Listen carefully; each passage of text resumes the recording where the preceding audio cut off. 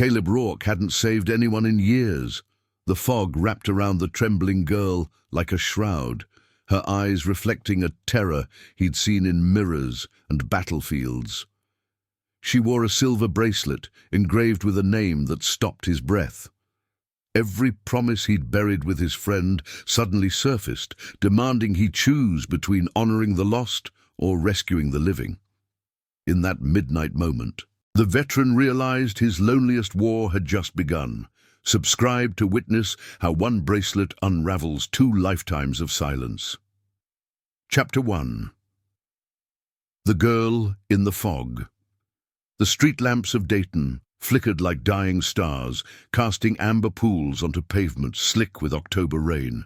Caleb Rourke walked with the measured pace of a man who had nowhere urgent to be, his boots echoing against the emptiness of 3rd Street at midnight.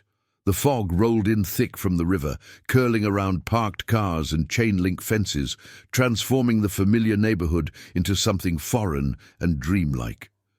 He pulled his jacket tighter, feeling the cold seep through the worn denim, settling into bones that remembered desert heat and the weight of full combat gear. His disability check had arrived that morning, enough for rent and groceries, enough to keep existing in the small efficiency apartment 3 blocks away. The walk helped sometimes, when sleep felt like an enemy and the quiet of his room became too loud with memories. He wasn't looking for anything or anyone, just moving through the world like a ghost passing through walls, present but disconnected from everything around him. The girl appeared like an apparition, stepping from behind a rusted dumpster near the corner of 3rd and Franklin. Caleb saw her before she noticed him, a slender figure in an oversized hoodie, arms wrapped around herself as if trying to hold her body together.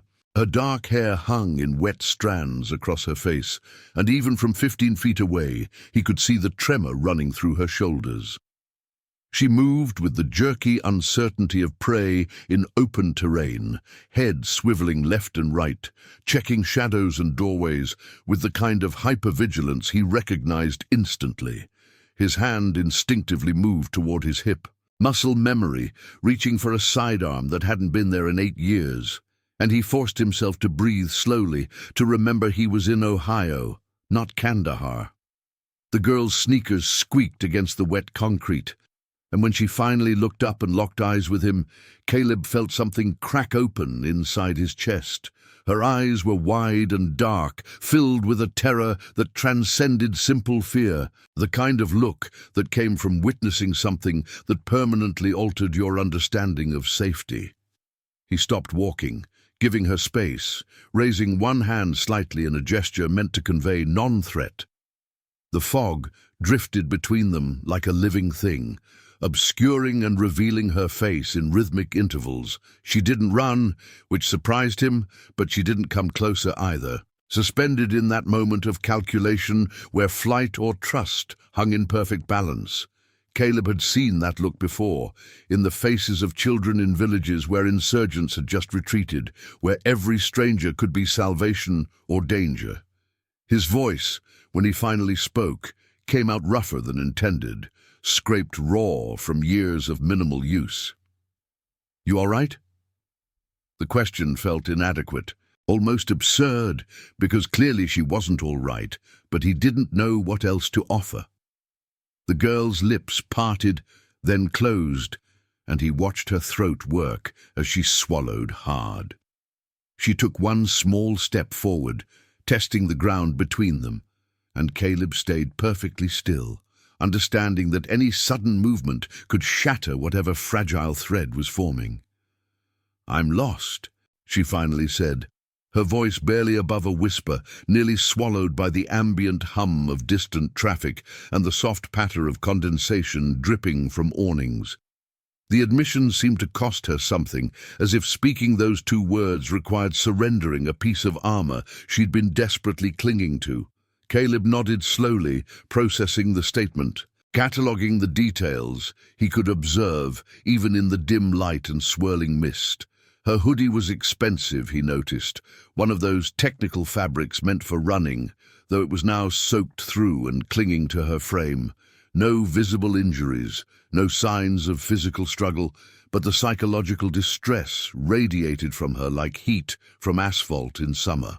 She shifted her weight from foot to foot, and that's when he caught the glint of silver on her right wrist, a bracelet catching the intermittent glow from the street lamp above. Something about it tugged at the edges of his awareness, but the fog and distance kept it from coming into focus. "Where are you trying to get to?" he asked, keeping his tone level, neutral. The same voice he'd used with translators and locals who needed reassurance that the soldiers in their village meant no harm. "I don't know," she answered, and the honesty of it seemed to surprise even her, as if she'd expected herself to lie or deflect. Her shoulders sagged slightly, exhaustion bleeding through the adrenaline that had probably been sustaining her. "I just needed to get away." The statement hung in the damp air between them, heavy with implications Caleb didn't press. He'd learned long ago that people shared their stories when they were ready, and pushing only built walls higher. The girl took another step closer, emerging more fully from the shadow of the building behind her, and in that moment, the streetlight illuminated her features with stark clarity. She couldn't have been more than 16, maybe 17, with the kind of face that still held traces of childhood softness beneath the current mask of fear. Something in her expression struck him as familiar, not her specifically, but the quality of her distress, the particular way her eyes darted and settled. It was the same look he'd seen in the mirror during those first months back stateside, when crowds felt like ambushes and loud noises sent him diving for cover that didn't exist in suburban Ohio. "My name's Caleb," he offered, sensing she needed something concrete to anchor to, some basic human exchange to normalize the surreal quality of this midnight encounter. He didn't move closer, maintaining the careful distance between them, letting her control the space and pace of their interaction. The fog continued its slow dance around them, muffling the city sounds until it felt like they existed in a pocket universe, isolated from everything beyond the immediate sphere of streetlight and shadow. The girl studied him with an intensity that felt almost military in its thoroughness, taking in his weathered face, the grey threading through his close-cropped hair, the way he stood with his weight evenly distributed and his hands visible and unthreatening. Finally, after what felt like a full minute of evaluation, she spoke again. "I'm Maya," she said, and then, after a pause that carried its own weight of significance, she added a single word that made Caleb's breath catch in his throat. "Sir." The honorific fell from her lips naturally, without irony or performance, carrying a respect he hadn't heard directed at him in years, not since his discharge, not since his platoon had scattered to their separate corners of civilian life or memorial walls. And in that simple word, Caleb felt something shift, some dormant part of himself stirring back toward consciousness, responding to a call he'd thought he'd never hear again. Chapter 2. A soldier's instinct awakens. Caleb gestured toward the closed convenience store across the street, its metal security gate pulled down, but its overhang providing shelter from the thickening mist. Maya followed at a careful distance, maintaining the space between them, moving with a wariness that spoke of hard-learned lessons about trust. They settled into the relative dryness beneath the overhang, the concrete still radiating the day's absorbed heat, creating a pocket of warmth that felt almost luxurious against the October chill. Caleb leaned against the brick wall, keeping his posture open and non-threatening, while Maya lowered herself to sit on the ground, knees drawn up to her chest, arms wrapped around her shins. The position made her look even younger, more vulnerable, and Caleb felt the old protective instincts rising in his chest, the ones that had made him volunteer for point position on patrols, that had him checking sleeping quarters twice before lights out, that had cost him so much sleep and peace over the years. He studied her in his peripheral vision, not wanting to make her uncomfortable with direct scrutiny, noting the way her hands trembled slightly and how she kept glancing toward the street as if expecting someone to appear from the fog. "You want me to call someone?"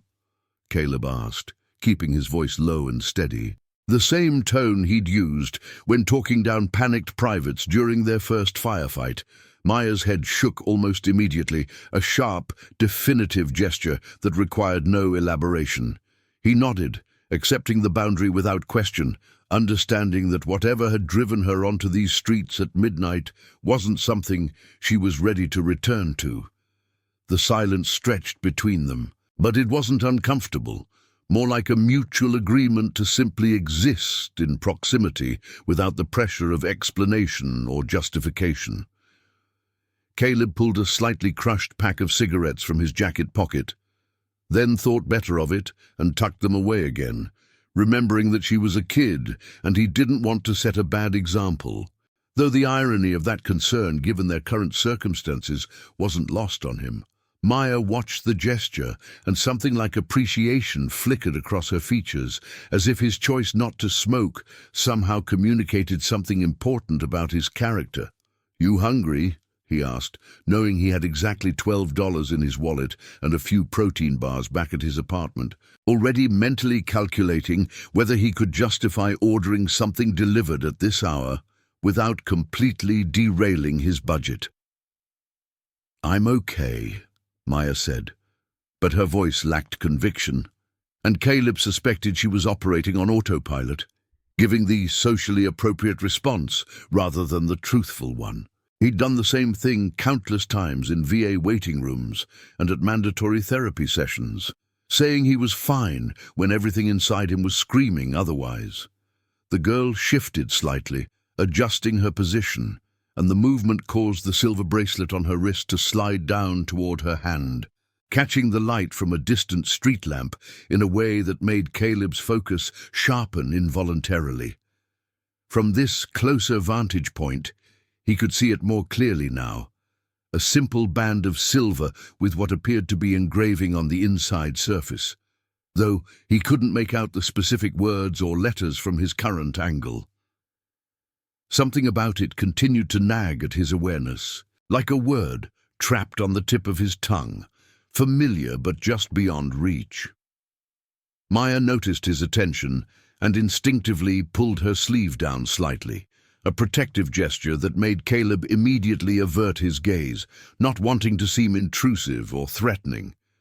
"It was my dad's," she said quietly, the words emerging unbidden, as if pulled from her by the weight of his unspoken curiosity. Caleb felt his chest tighten, a physical sensation of pressure and heat that had nothing to do with the temperature or his jacket. The mention of her father opened a door he wasn't sure he wanted to walk through, but the pull was undeniable, magnetic in its intensity. He in the service. The question came out before he could stop it. Drawn by some instinct he'd learned to trust over years of combat and chaos, the kind of gut feeling that had saved his life and others more times than he could count. Maya's eyes lifted to meet his, and in the dim light beneath the overhang he could see tears gathering at their corners, held back by sheer force of will and pride. She nodded slowly, her jaw tightening as if preparing to defend her father against some anticipated criticism or dismissal. "Army," she confirmed, and the single word landed between them with the weight of a much longer story, carrying all the complexity and pain that military families understood in ways civilians never quite could. "He didn't come back," she added, and her voice cracked slightly on the last word, the facade of composure fracturing just enough to reveal the grief beneath. The statement hung in the air between them, heavy and consecrated, demanding respect and silence in equal measure. Caleb felt his own memories rising, unbidden and unwelcome, a cascade of faces and names and last conversations that haunted his quietest moments. He'd lost 12 brothers in various deployments, each one a permanent scar on his soul, each name burned into his consciousness with the kind of permanence that outlasted everything else. "I'm sorry," he said, and meant it with every fibre of his being, knowing the words were inadequate but necessary, the only offering available in the face of that particular kind of loss. Maya wiped at her eyes with the heel of her hand, a quick, almost angry gesture, as if furious with herself for displaying emotion in front of a stranger. "It was 6 years ago," she said, as if the passage of time should have lessened the ache, though Caleb knew better, knew that grief didn't follow any timeline or schedule, that it could ambush you on random Tuesday mornings or during perfectly pleasant dinners, turning the world grey and hollow in an instant. "I was 10, Maya continued, her voice steadier now, finding its footing in the narrative. "He deployed when I was 9 and never came home. They said it was quick, but they always say that, don't they?" The question wasn't really directed at him, but Caleb answered anyway, unable to let the cynicism in her tone go unacknowledged. "Sometimes it is quick," he said carefully, choosing his words with precision, knowing this conversation required honesty rather than comfort. "Sometimes it isn't. But the people who tell you that are usually trying to give you something to hold on to, some way to believe he didn't suffer too much." Maya considered this, her expression thoughtful and older than her years, aged by loss in ways that no teenager should have to experience. "My mum remarried last year," she said, the statement seemingly disconnected from their previous exchange, but clearly part of the same emotional constellation. "He doesn't like talking about my dad, says it's unhealthy to dwell on the past, that we need to move forward as a family." The bitterness in her voice was palpable, corrosive, eating away at whatever relationship she might have had with her stepfather. "Tonight, he threw away a box of my dad's stuff, said it was taking up too much space in the garage. That's when I left." The confession explained her presence on these streets, the fear and determination warring in her expression, the need to escape something that felt like betrayal of the highest order. Caleb understood, perhaps better than she realized, the sacred nature of a soldier's belongings, how each item carried weight and meaning beyond its physical form, how discarding them felt tantamount to erasing the person who'd carried them. Chapter 3. The bracelet he recognized. The fog had thickened to an almost tangible presence, wrapping around the overhang where they sat in a cocoon of isolation that felt both protective and suffocating. Caleb shifted his position slightly, his back beginning to protest the concrete wall's unforgiving surface, but he ignored the discomfort, too focused on the girl beside him and the story unspooling between them.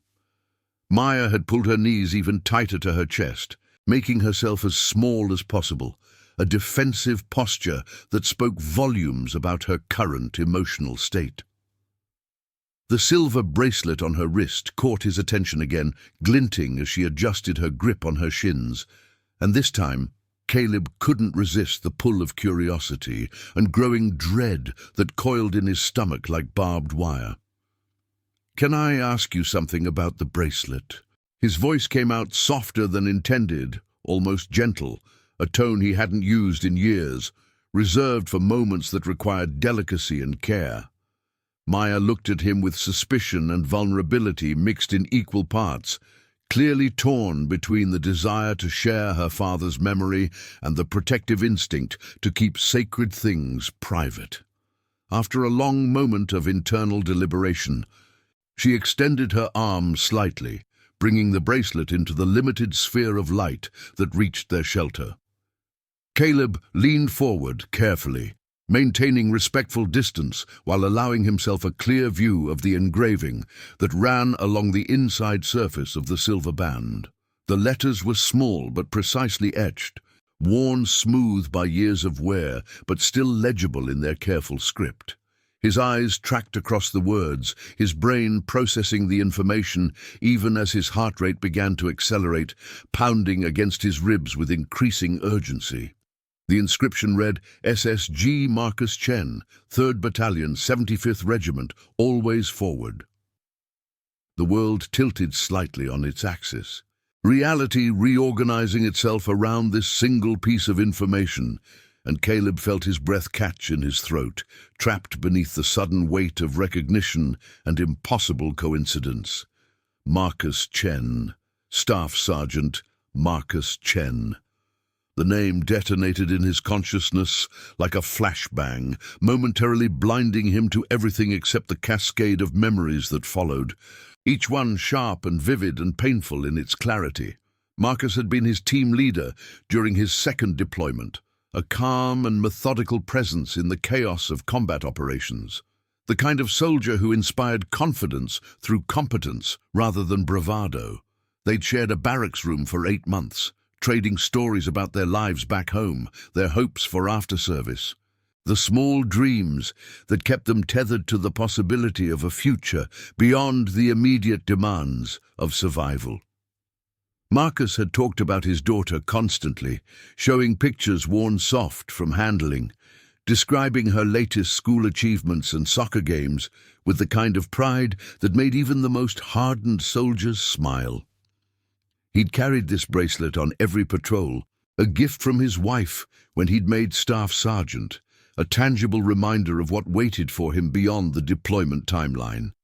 And then, on a routine patrol that should have been mundane, an IED had torn through their convoy, and Marcus had pushed Caleb out of the blast radius while taking the full force himself, a split-second decision that saved one life while ending another. Caleb had held Marcus in those final moments, feeling the warmth drain from his friend's body, listening to whispered words about his daughter, about promises Caleb needed to keep, about making sure she knew her father loved her beyond measure. "Where did you get that?" The question emerged rougher than he intended, almost aggressive in its intensity, and Caleb immediately regretted his tone when he saw Maya flinch slightly, withdrawing her arm back to her chest in a protective gesture. He held up both hands in apology, forcing himself to breathe deeply, to push past the surge of emotion that threatened to overwhelm his carefully maintained composure. "I'm sorry," he said quickly, fighting to keep his voice level and unthreatening. "I didn't mean to sound harsh. It's just, I think I knew your father." The statement hung between them like a suspension bridge, fragile and essential, connecting two separate shores of grief and memory. Maya's eyes widened, her entire body going rigid with attention, every muscle tensing as if preparing for impact. "You knew him." The question carried equal parts hope and fear, desperate for connection to her father, but terrified of what that connection might reveal. Caleb nodded slowly, his mind racing through the implications of this encounter. The statistical impossibility of finding Marcus Chen's daughter on a random Dayton street at midnight, the sense that some larger force had orchestrated this meeting for purposes he couldn't yet comprehend. "We served together," Caleb confirmed, his voice thick with emotion he'd spent years learning to suppress. "2nd deployment, 2017 through 2018. He was my team leader, one of the best soldiers I ever knew." Maya's face transformed, grief and joy and hunger for information warring across her features in rapid succession. She leaned forward slightly, unconsciously closing the distance between them, drawn by the promise of stories and details about her father that she'd been denied for years. What was he like? The question emerged as barely more than a whisper, sacred in its vulnerability, asking Caleb to resurrect a ghost and make him solid and real again through the alchemy of memory and words. Caleb felt the weight of that request settle across his shoulders, heavier than any rucksack or body armor he'd ever carried, because he understood the responsibility inherent in shaping how this girl would remember and understand her father. He thought of Marcus's laugh, loud and unexpected, erupting during poker games and breaking tension in ways that nothing else could. He remembered the care with which Marcus cleaned his weapon, the methodical precision that spoke to someone who understood that attention to detail meant the difference between life and death for his whole team. He was calm, Caleb began, searching for words adequate to the task of capturing a human life in sentences. Even when everything around us was chaos, Marcus stayed centered, focused. He had this way of making everyone feel like they were capable of handling whatever came next. Maya hung on every word, absorbing them like water after a long drought. And Caleb found himself warming to the task, allowing memories to surface that he'd kept buried for years.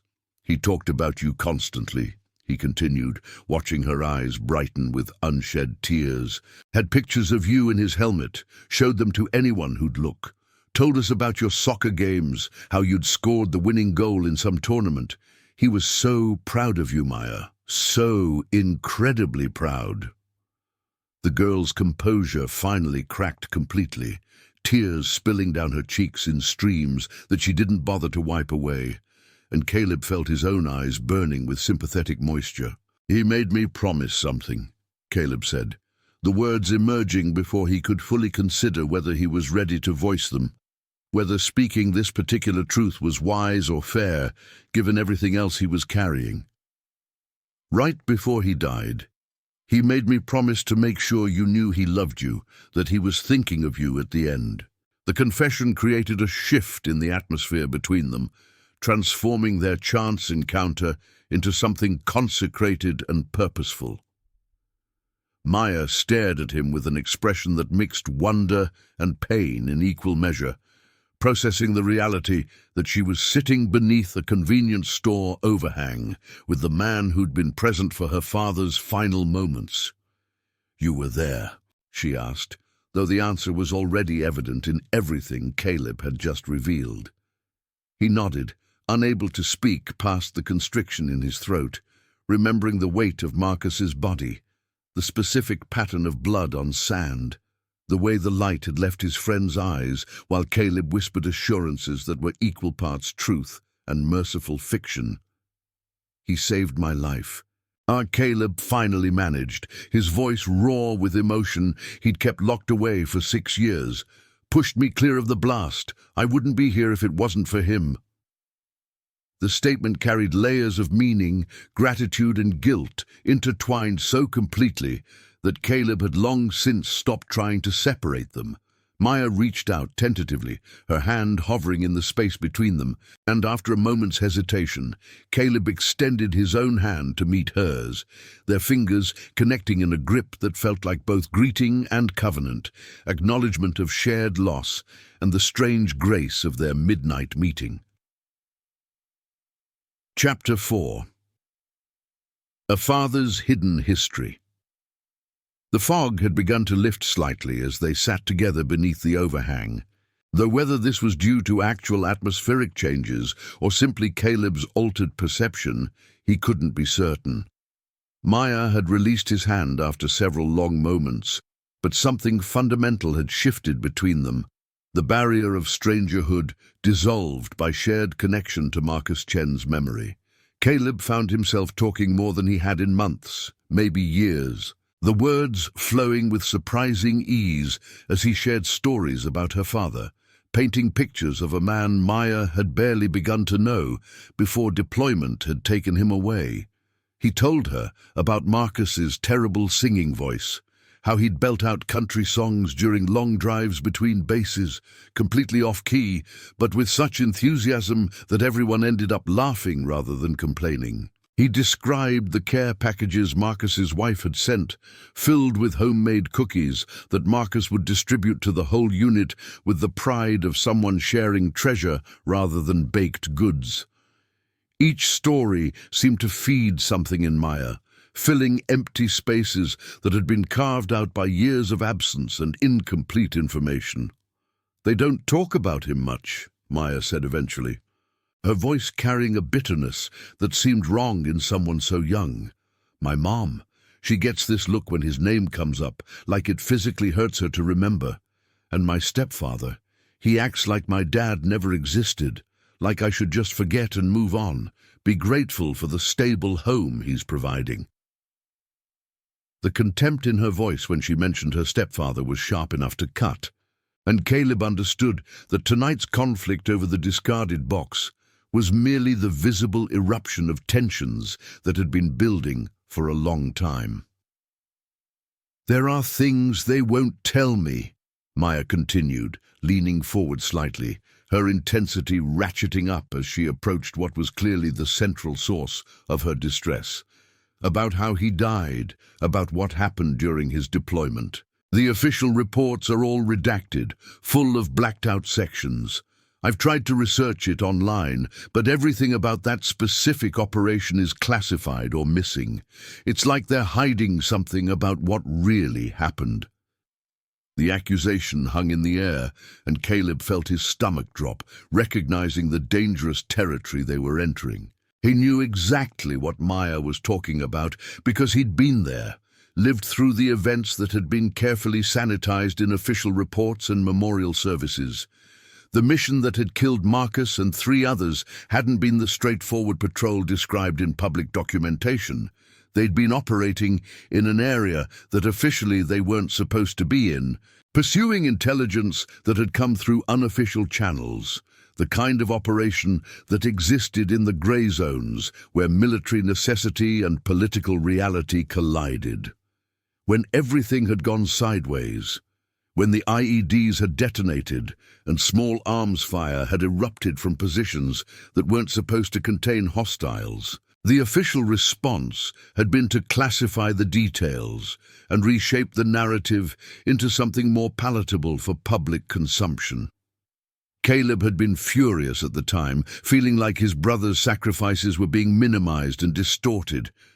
But he'd been bound by orders and security clearances, forced to sign documents promising never to discuss the specifics of what had actually transpired.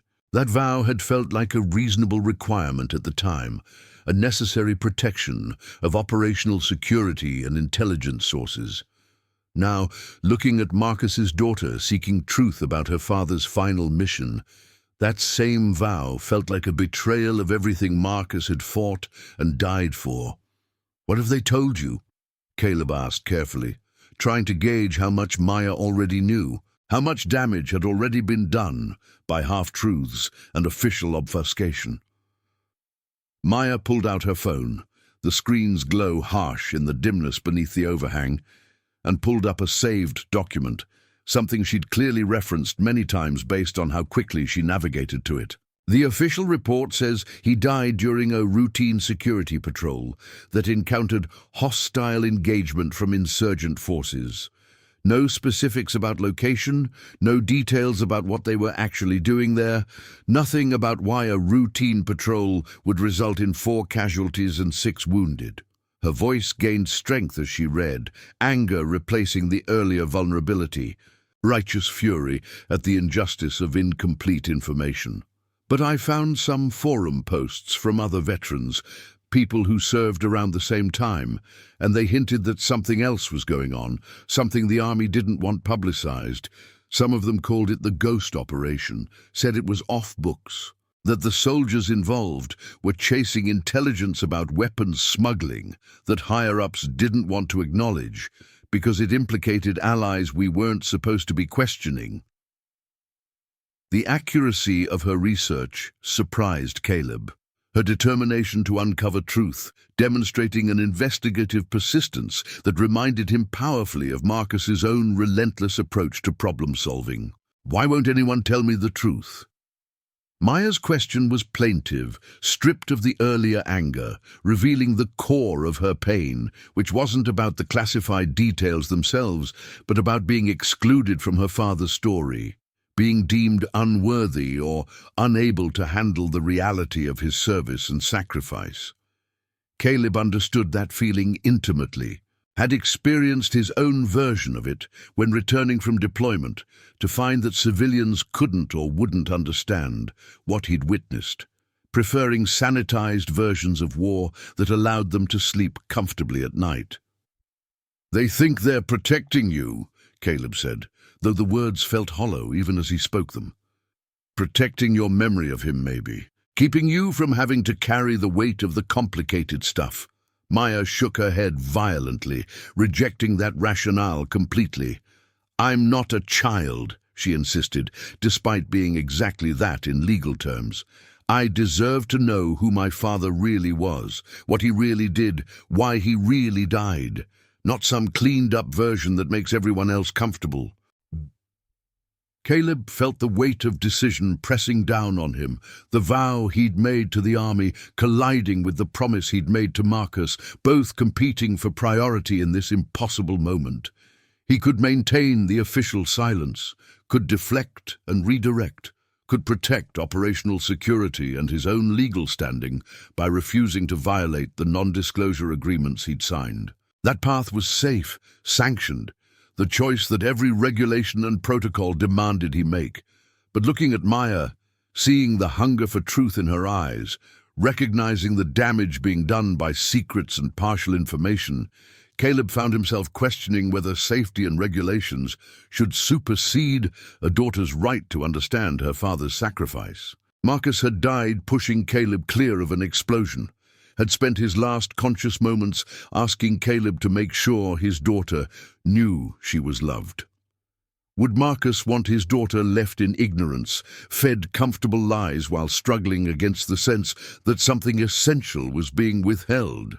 Or would he want her to have the truth, complete and unvarnished, trusting that she was strong enough to carry it? Caleb didn't have an easy answer, but he felt the balance tipping, felt his resolve to maintain silence beginning to crack under the pressure of Maya's need, and his own conscience demanding he honor the spirit of Marcus's final request, rather than merely its letter. Now, Chapter 5. Breaking the Vow. The decision crystallized in Caleb's mind with the sudden clarity of a round being chambered, that specific moment when options collapse into singular action and the only path forward becomes unavoidable. He looked at Maya, really looked at her, seeing not just Marcus's daughter but a person who deserved agency over her own family history, who had earned, through years of grief and incomplete mourning, the right to know what her father had fought for and how he'd died. The regulatory framework that demanded his silence suddenly seemed less important than the moral imperative sitting in front of him, shivering slightly in the October cold, seeking connection to a father she'd barely had time to know before deployment and distance had stolen him away. Caleb took a deep breath, feeling the weight of what he was about to do settle across his shoulders like the familiar burden of combat gear, heavy but purposeful, uncomfortable but necessary. "What I'm about to tell you," he began, his voice low and serious, "could get me in legal trouble. I signed documents promising never to discuss the specifics of that operation. But your father made me promise something too, and I think his promise outranks the government's." Maya's entire body tensed with attention, every fiber focused on Caleb's words, understanding that she was about to cross a threshold from which there would be no return. "The operation that killed your father wasn't routine," Caleb started, the words feeling both liberating and terrifying as they left his mouth, breaking years of enforced silence. "We were tracking weapons shipments that were coming through an area controlled by forces that were technically our allies. But intelligence suggested they were allowing certain smuggling operations to continue because they were profiting from them. The weapons were ending up with insurgent groups we were actively fighting against, creating this absurd situation where we were being attacked with arms that had passed through the hands of people we weren't supposed to question." Maya listened with an intensity that felt almost physical, absorbing every word, filing away details that had been kept from her for 6 years.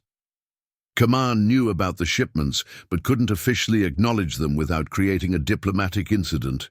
So they authorized a small unit to investigate quietly off the official operational records. Your father volunteered for the mission because he believed that exposing the weapons pipeline could save lives in the long run, even if it caused short-term political complications. Caleb's voice wavered slightly as he approached the heart of the story, the part that still visited him in nightmares and quiet moments alike. We were gathering evidence, photographing supply routes and documenting the weapons cache locations when we got ambushed. Someone had tipped off the smugglers that we were getting too close, and they decided to eliminate the threat rather than risk exposure.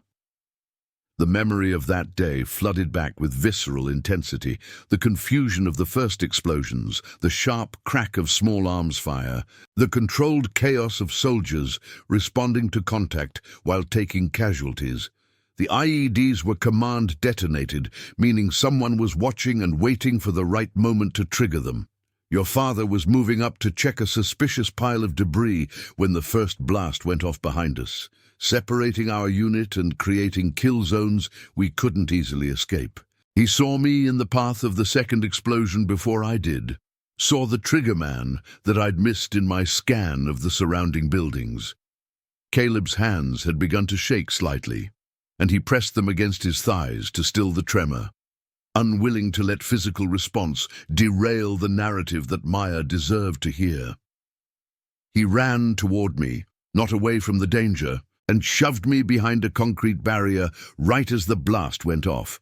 He took the full force of it, shrapnel and concussive impact, wounds that no medic could have addressed, even if we'd had a trauma center right there. Maya had gone very still, tears streaming silently down her face, but she didn't interrupt, didn't ask him to stop, understanding that some stories needed to be told completely or not at all. I held him while we waited for medevac, Caleb continued, his own vision blurring with tears he'd held back for 6 years.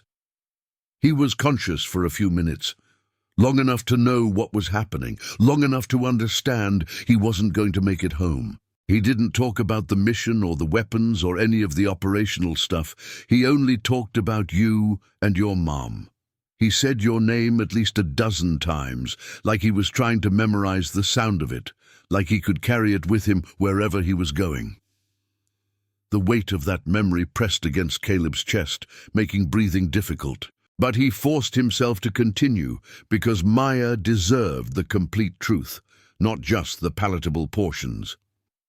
He made me promise to tell you that he loved you more than anything in the world, that you were the reason he got up every morning and put the uniform on, that every decision he made was guided by wanting to make the world safer for you to grow up in. And he said to tell you that being your father was the greatest honor of his life, more important than any rank or medal or recognition he'd ever received.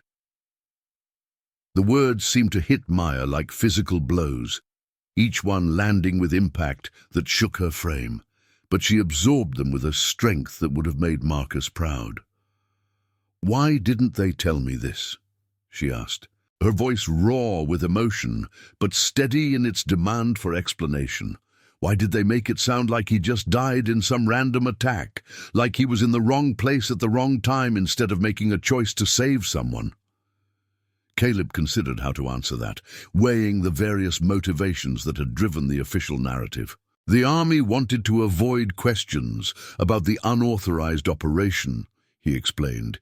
If they admitted that your father died during an off-books mission investigating weapons smuggling by Allied forces, it would have created international incidents and undermined diplomatic relationships that were already fragile, so they sanitized the story, made it fit into a more acceptable framework.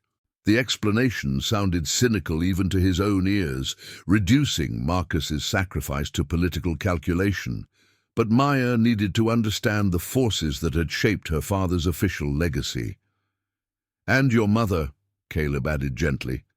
"She probably believed the sanitized version was easier for you to carry, that knowing your father died heroically in a clear-cut situation would be less painful than understanding the moral complexity of what actually happened."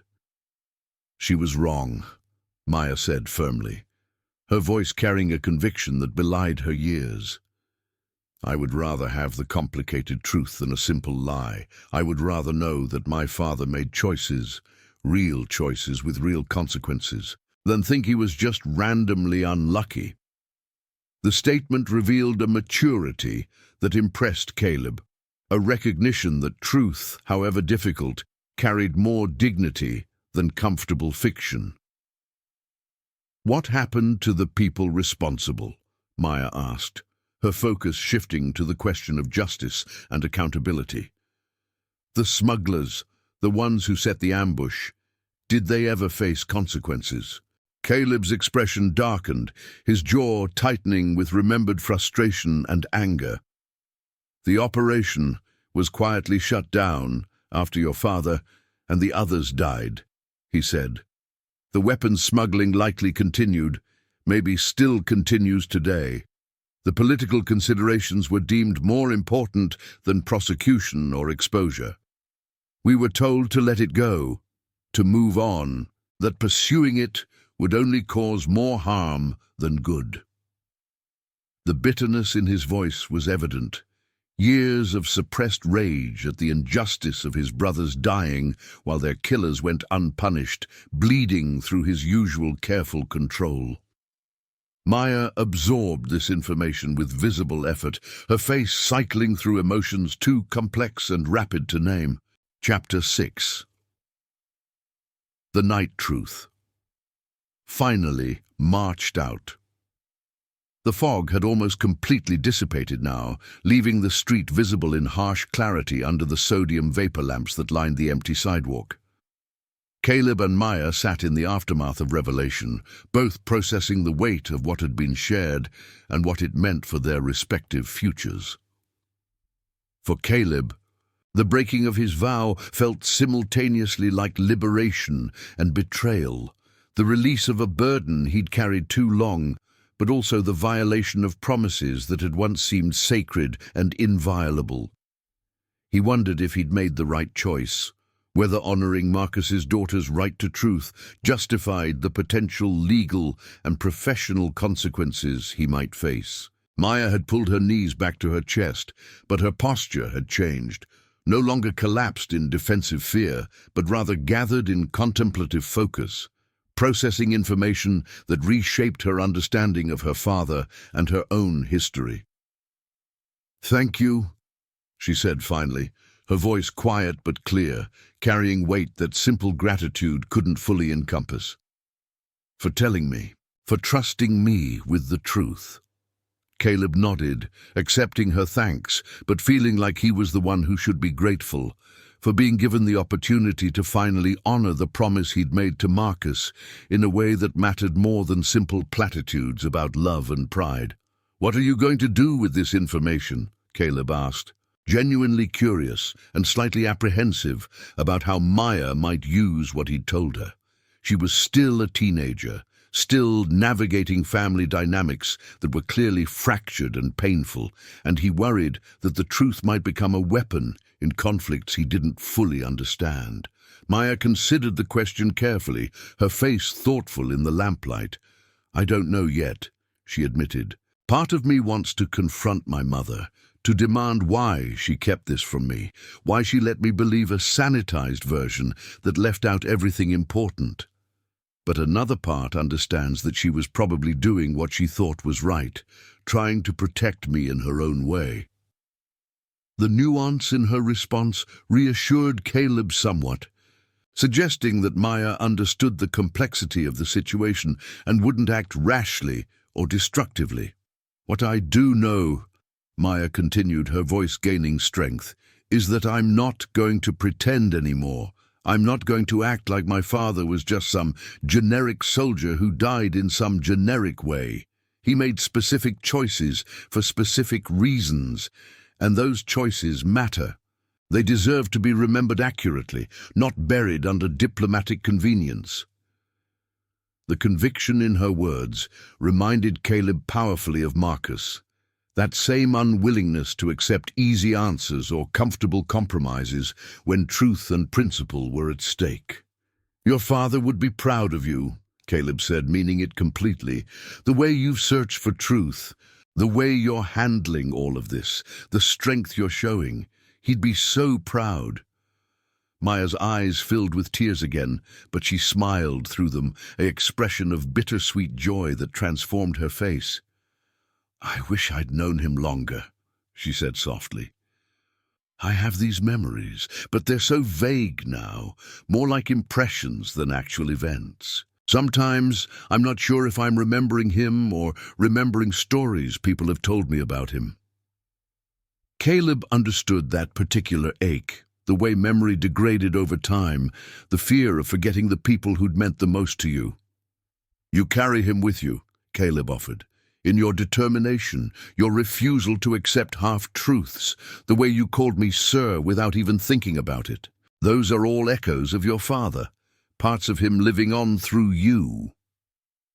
The idea seemed to comfort Maya, giving her a framework for understanding her connection to her father that didn't depend solely on fading memories or incomplete stories.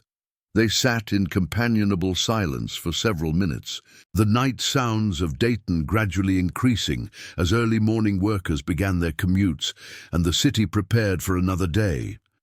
Caleb found himself thinking about the strange path that had led to this moment, how a random walk to clear his head had become this profound intersection of past and present, obligation and choice. I should probably get home, Maya said eventually. Though she made no move to actually stand, my mom is probably losing her mind, wondering where I am. I turned off my phone so they couldn't track me, but that also means I haven't seen how many times they've tried to call. The practical concern seemed almost mundane after the weight of their conversation, but Caleb appreciated the return to concrete reality, the acknowledgement that however transformative this night had been, they both still had to navigate the regular world of family obligations and daily logistics. "Do you need a ride?" Caleb asked, then immediately reconsidered. "Actually, that might be weird. Strange man driving you home at 3 in the morning.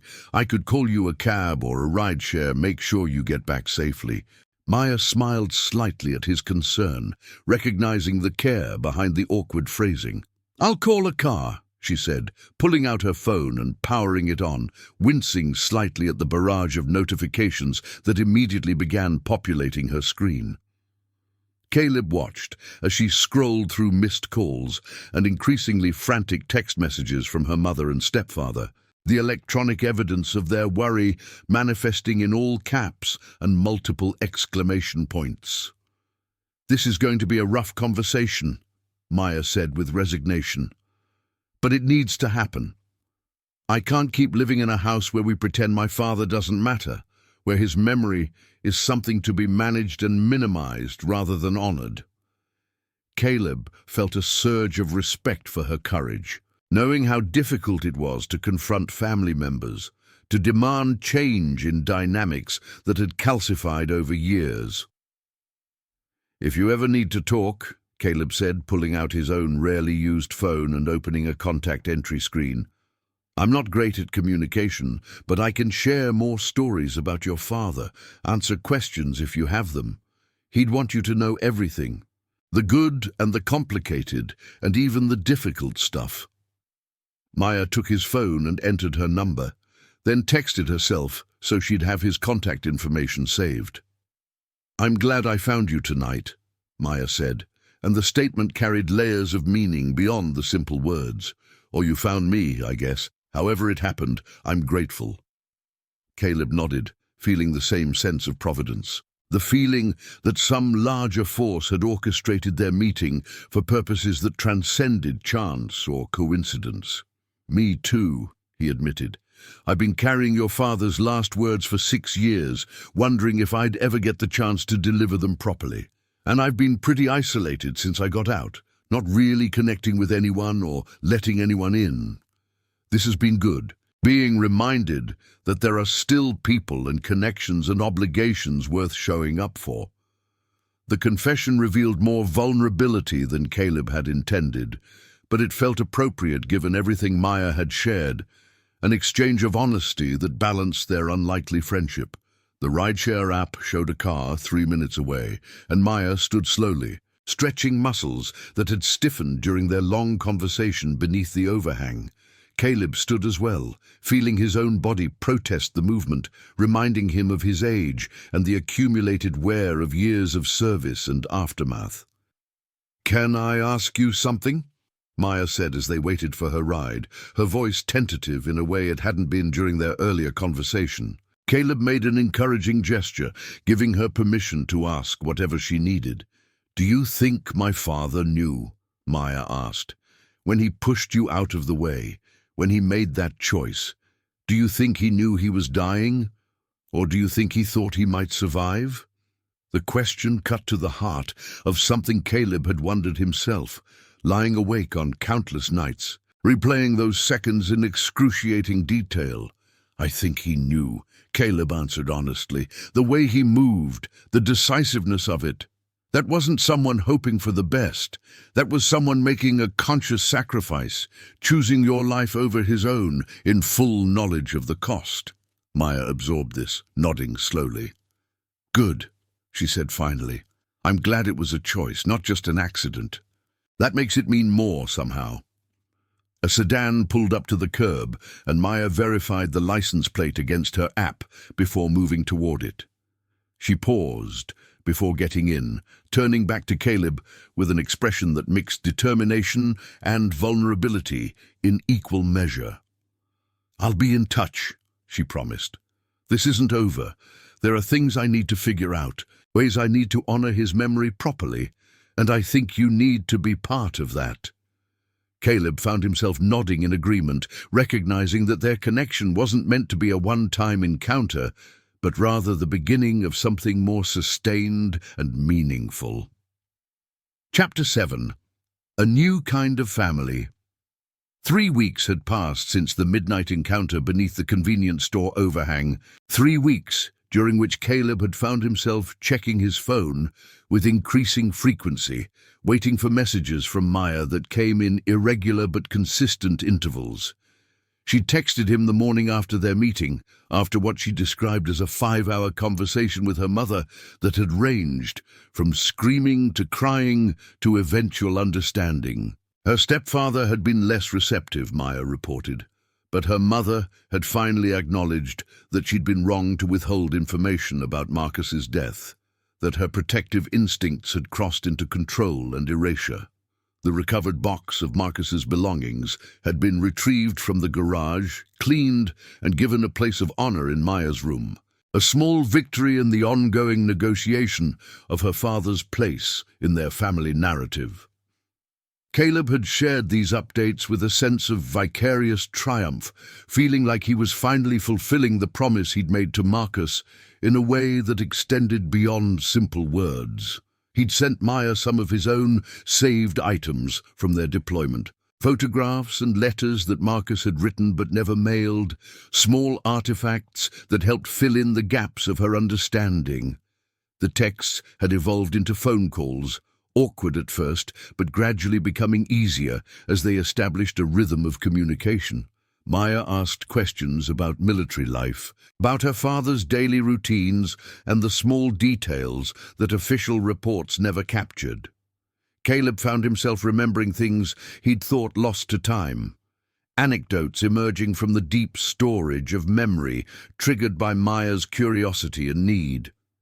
He told her about the time Marcus had convinced their commanding officer to let them help rebuild a school that had been damaged in crossfire, how her father had spent his rare downtime mixing cement and carrying supplies alongside local workers. He described Marcus's terrible poker face, how everyone in their unit could read his hands within seconds, but still let him win occasionally because his joy was infectious and worth the small financial loss. Each story seemed to build Maya's understanding of her father as a complete human being rather than a sanitized hero or tragic figure, giving her a framework for processing her grief that had been missing for 6 years. Today marked their first in-person meeting since that initial encounter, a deliberately planned occasion rather than another chance collision. Maya had asked if they could visit the Veterans Memorial Wall together, wanting to see her father's name in the company of someone who'd known him, who could stand as witness to the reality of his service and sacrifice. Caleb had agreed immediately. Though the prospect made him nervous in ways he couldn't fully articulate, he'd avoided the memorial since returning from deployment, unwilling to face the names engraved in marble, the permanent record of losses that still felt raw and immediate despite the passage of years. But this wasn't about his comfort, he'd reminded himself. This was about Maya getting what she needed, about honoring Marcus in a way that mattered to his daughter, rather than just maintaining his own careful distance from painful reminders. He dressed carefully that morning, putting on the single button-down shirt he owned, wanting to look presentable for what felt like a significant occasion. The effort felt rusty, unfamiliar, like performing a ritual whose steps he'd half forgotten. They met at the memorial's entrance at 11 o'clock, the November morning cold and clear, the kind of weather that demanded jackets but rewarded with crystalline visibility and sharp blue skies. Maya arrived punctually, wearing a dark peacoat and carrying a small bouquet of flowers, her expression nervous but determined.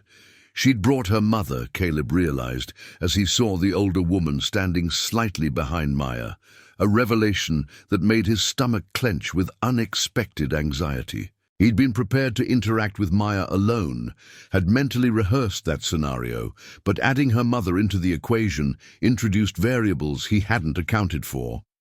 Mrs. Chen stepped forward first, extending her hand with a formality that suggested carefully controlled emotion.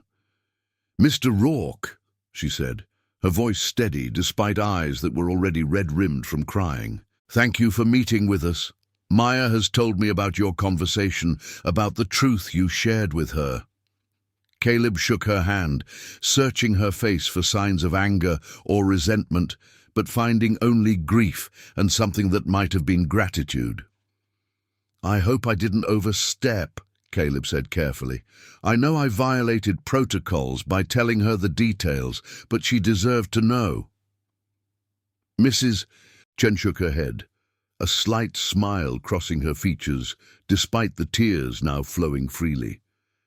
"You gave her something I couldn't," she said. "The truth about her father. The complete picture rather than the sanitized version. I thought I was protecting her, but I was really just protecting myself, avoiding the pain of confronting how Marcus really died. The admission seemed to cost her something, vulnerability in front of a stranger, requiring courage that Caleb recognized and respected. "He was a good man," Caleb offered, the words feeling inadequate but necessary. "The best leader I ever served under. He saved my life at the cost of his own, and I've spent every day since trying to figure out how to honor that sacrifice." Mrs. Chen nodded, accepting the statement with the grace of someone who'd heard many similar tributes over the years, but still found comfort in them. "Walk with us?" she asked, gesturing toward the memorial path that led through landscaped grounds toward the wall itself.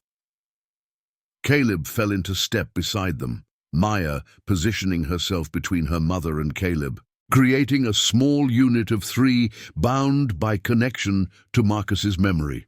The memorial wall stretched before them, black marble polished to mirror brightness, names etched in chronological order of death, creating a permanent record of local soldiers who hadn't returned from various conflicts.